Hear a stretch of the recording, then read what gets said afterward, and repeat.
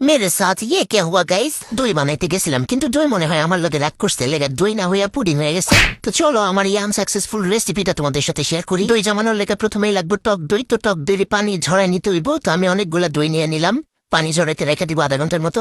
এই দেখো কতটি পানি বেড়েছে। এই পানি সহ যদি তুমি দই জমাইতে যাও জীবনও দই জমবো না, দইয়ের উপরে পানি উঠে যাবো। তোমারে আমি টিপস দিতেছি, আমার দই আজকে জমে নাই, কিন্তু বিশ্বাস করো সেম ভাবে আমি যতবার দই বানাইছি অতবার আমার পারফেক্ট দই হয়েছে। যেই আমি ক্যামেরাটা অন করছি অমনি আমার দই শেষ। তো 1 কেজি দুধ নিয়ে নিতেছি। এই দুধটারে জাল করে নিতে হইব, অনেকক্ষণ জাল করে নিয়ে ঘন করে নিতে হইব। চুলায় বসে ফুরফুরা মনে আমি দুধটারে জাল করতেছি আর ভাবতেছি আজকে তো সেই একটা দই বানায় তোমাদের সাথে সেই একটা রেসিপি শেয়ার করবো। কিন্তু আমার কপালটা যে এতই খারাপ এটা আমি জানতাম না। তোমরাও দেখো আমার কপালটা ঠিক কতটা খারাপ, দেখতে থাকো আমার মতো তোমরাও অবাক হয়ে যাবে। তো দুধটারে জাল দিয়া ঘন করে ফেলছি, এখন চিনি দিয়া ক্যারামেল করে নিবো। এখানে আমি 1/2 কেজি দই বানাইতেছি আর 1/2 কেজির জন্য 1/2 কাপ চিনি দিয়ে দিছি। এখন একটু পানি দিয়ে দিলাম। চুলার জালটা অন কইরা অনেকক্ষণ অপেক্ষা করবো, ধৈর্য ধরে অপেক্ষা করতে হইব চিনিটা গইলা যাওয়া পর্যন্ত আর একটা কালার এসে পড়া পর্যন্ত। এই যে বুদবুদ বুদবুদ করতেছে, কখন জানি কালার হয়ে পড়ে, কালার হয়ে পড়লেই ক্যারামেল পুইরা যেতে পারে, সাবধান থাকতে হইব। বুদবুদ করতে করতে যখন চিনি গইলা যাইব তখন এই যেমনি ঘুরা ঘুরা নাড়াচাড়া দিতে হইব, গুটাগুটি কইরা সাবধানে কালারটা নিয়ে আসতে হইব। এই যে কালারটা এসে পড়ছে, বেশি কালার করে ফেলা যেমন আমি তো আবার সব জিনিস পুইরা লাই, এটা যদি পুইরা লাই আমার দই পুরো 12টা বেজে যাবো। পুইরা যাওয়ার আগে তাড়াতাড়ি করে জাল করা দুধটা এনে দিয়ে দিলাম, আর দেওয়ার সাথে সাথে এই ক্যারামেলটা একদম শক্ত হয়ে যাবো। তুমি নাইরা চেরা সব শক্তি দিয়ে উঠাইতে পারবে না, কিন্তু ভয় পাওয়ার কোনো কারণ নাই।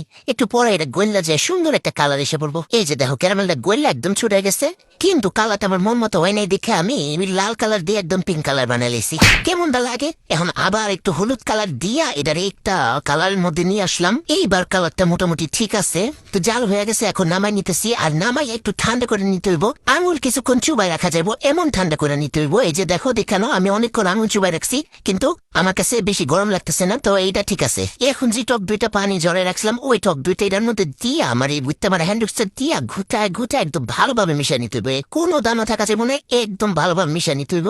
মিশানো শেষ, এখন মাইটা হাড়ির মধ্যে একটু টক দই লাগাই দিয়া দুধটারে ঢাইলে নিতে হইব।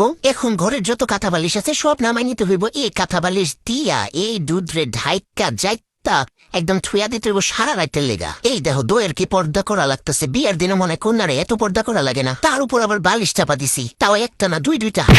পরের দিন এই পর্দা খোলার পালা, আল্লাহর কাছে দোয়া করতেছি যেন আমার মান সম্মানটা থাকে। তো দেখি খুলতেছিলাম তখন তো মনটা ফুরফুরে, কারণ আমি জানি আমার দুই পারফেক্ট হইব। কিন্তু কে হুয়া মেরে সাথে কে হুয়া, দুই জমে নাই। তারপর আরো একদিন রেখে দিছি, এখন দেখি এটার কি অবস্থা। সবাই এখন জমছে ঠিকই, কিন্তু এমন ফুদ্রি ফুদ্রি হয়েছে কেন? এটা কেমন দই হইল? একটু কাইটা দেখি ভিতরের কি অবস্থা। ও মা গো, ভিতরেও ফুদ্রি ফুদ্রি, বাহ।